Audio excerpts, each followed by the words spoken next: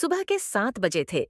Platform number 5 पर एक अजनबी युवक अर्जुन एक पुराना सूटकेस थामे किसी गहरे सोच में डूबा खड़ा था।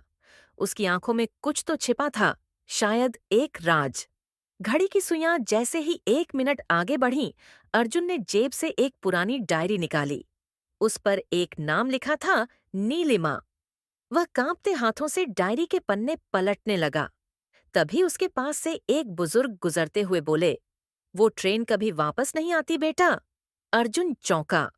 उसने तुरंत बुजुर्ग को रोकने की कोशिश की, पर वो कहीं गायब हो चुके थे। कोई नहीं जानता था कि वो कौन थे। डर, जिज्ञासा और उत्सुकता ने अर्जुन के पांव जकड़ लिए। तभी एक आवाज आई, train number 1, 2, 6, 8, 9 Vishakha Express platform 5 पर आ रही है। अर्जुन का दिल धड़कने लगा। यही ट्रेन थी, उसी दिन 7 साल पहले, जिसमें नीलिमा चढ़ी थी और कभी वापस नहीं लौटी। ट्रेन धीमे धीमे स्टेशन में दाखिल हुई। अर्जुन की आंखें हर डिब्बे को स्कैन कर रही थीं। तभी एक बर्थ से किसी ने हाथ हिलाया। वो नीलिमा नहीं थी, पर उसके जैसी दिखती थी। चेहरा देखा, अरे, ये तो वही डायरी वाली लड़की है, पर अब वह व्हीलचेयर पर थी। नीलिमा की जुबान नहीं चलती थी, पर उसकी आंखों में कहानियां थीं। अर्जुन उसकी ओर दौड़ा। उसने डायरी उसके सामने रख दी।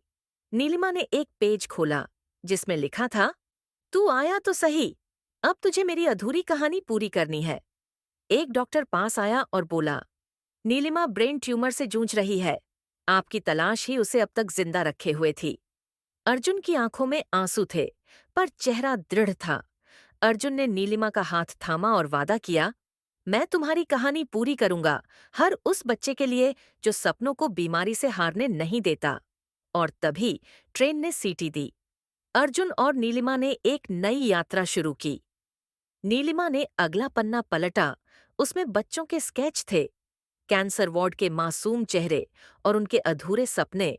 कोई पायलट बनना चाहता था, कोई चित्रकार, कोई सिर्फ जिंदा रहना चाहता था। अर्जुन की आंखें भर आईं। ये सिर्फ तुम्हारी नहीं, हर उस बच्चे की कहानी है जिसे तुमने अपनी दोस्ती दी थी, उसने धीमे से कहा। दिल्ली पहुंचते ही अर्जुन ने एक मिशन शुरू किया, उम्मीद की डायरी।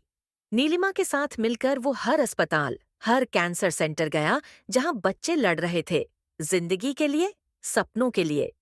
नीलिमा अब बोल नहीं सकती थी, लेकिन वो बच्चों के साथ बैठती, उनके साथ स्केच बनाती, उनकी आंखों में देखकर मुस्कुराती।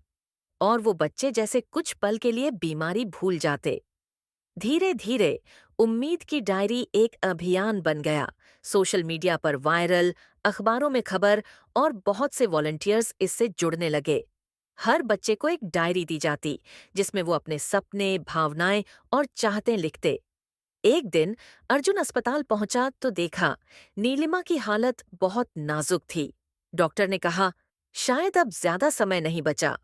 अर्जुन ने धीमे से उसके हाथ में वही पुरानी डायरी रखी। नीलिमा ने कांपते हाथों से उसका आखिरी पन्ना पलटा।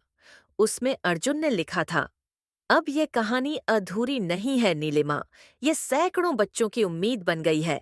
तुम्हारा सपना अब जी रहा है, हर उस मुस्कान में जो दर्द से लड़ रही है।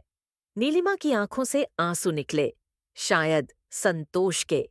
अर्जुन ने उसका हाथ थामा, और कुछ क्षणों बाद नीलिमा ने अपनी आंखें सदा के लिए बंद कर लीं।